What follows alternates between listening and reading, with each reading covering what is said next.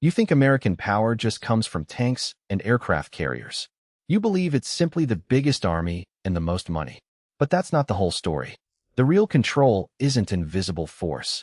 It's built into the very systems you use every single day, from your bank account to your phone.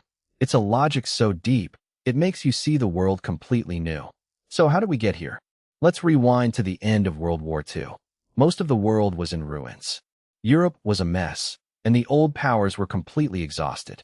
But America was different. It was practically untouched by the fighting, and its factories were booming. By 1945, the U.S. was making almost half of everything produced in the entire world. This incredible power gave it a once-in-history chance to write the new rules for everyone. And for the next 70 years, America didn't just lead with its military. It shaped global finance, dominated new technology, and influenced culture everywhere. It had a unique kind of control over everything, all at once. The real question is how? How did America build the system that quietly runs the world? That's the logic we're going to break down. So, America's leaders chose a different path. Instead of conquering land like old empires, they decided to write the rules of the game. They would build a new world order based on systems they controlled. The first piece of the puzzle was money. At a meeting in a small New Hampshire town called Bretton Woods, the U.S. basically redesigned global finance.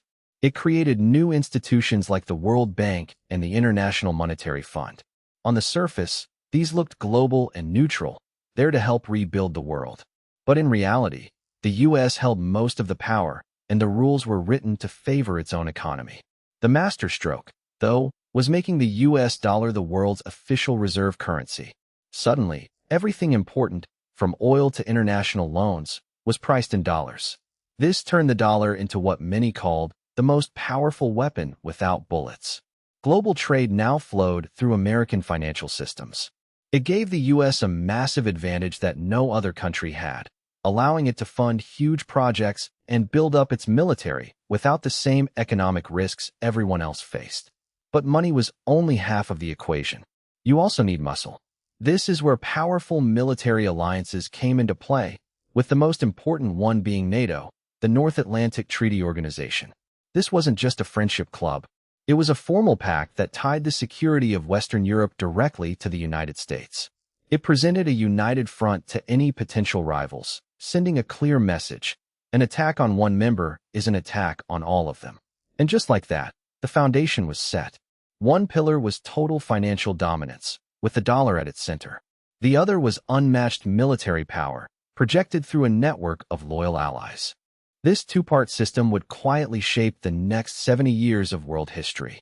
But building a global system isn't just about money and muscle.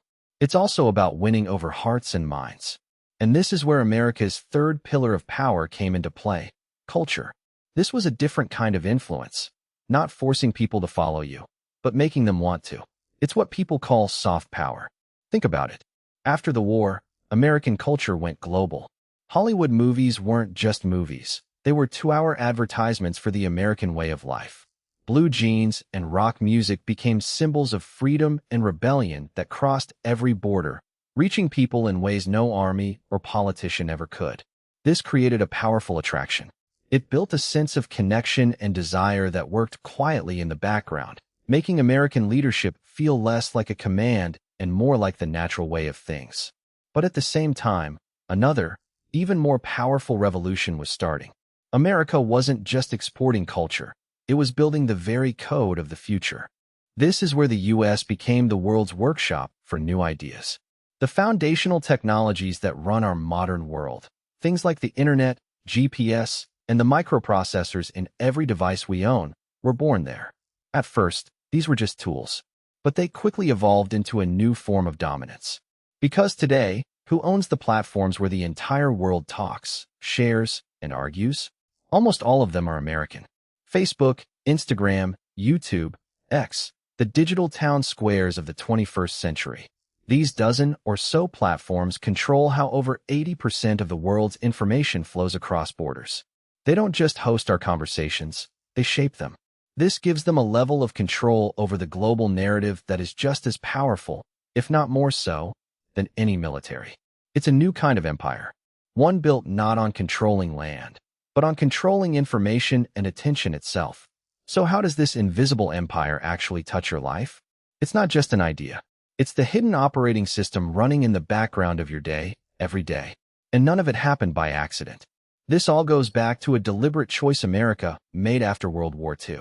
With nearly half of the world's entire industrial power in its hands, it could have built a traditional empire. But it chose something smarter. Instead of just taking over land, it decided to build the very systems the rest of the world would come to depend on. Think about the absolute basics of modern life. The internet itself. The GPS that gets you from A to B. The microprocessors that are the tiny brains in every phone, car, and computer you own. These weren't just random inventions. They became the invisible architecture for the entire planet, all designed and built in the USA. And once you build the architecture, you get a say in what happens inside. This is why the global town square is now basically American-owned. We're talking about Facebook, Instagram, YouTube, X, and all the rest. These platforms don't just host our conversations, they channel them. Today, a staggering 80% of the information that crosses borders flows through these American systems, reaching about 70% of all social media users on Earth. It creates this strange reality where even countries that politically oppose the US have to log onto American digital turf every single day just to function. But the deepest layer of this hidden infrastructure is the money, the US dollar. It's been called America's most powerful tool, and it doesn't fire a single shot. Almost every major global commodity, especially oil, is priced and sold in dollars. This means international business has to flow through the American financial system, giving the US a unique power to fund its projects and influence the entire world economy. It's this quiet combination, the foundational tech, the digital dominance, and the financial control, that makes up America's real, everyday power. It's a system so deeply embedded, most of us don't even notice it's there. It just feels like the normal way the world works. America didn't just become a superpower by chance. After World War II, it made a smart, deliberate choice. Build the systems the rest of the world would depend on, instead of just taking land. This meant setting up global rules through groups like the UN and World Bank, making the dollar global, and creating foundational tech like the internet and social media. It's how America quietly shaped the world for over 70 years. Yet, history reminds us no big power lasts forever. They tend to unravel from the inside, not from outside attacks. It's always about whether they can adapt. Remember, the real control isn't just tanks. It's built into the everyday systems you use, a logic so deep it makes you see the world anew. But what happens when these deeply woven systems begin to shift? What new layers are forming right now? And what happens when the invisible hand starts to falter? If you want to keep exploring the unseen forces that quietly run our lives, hit that subscribe button. Don't miss what else we uncover next.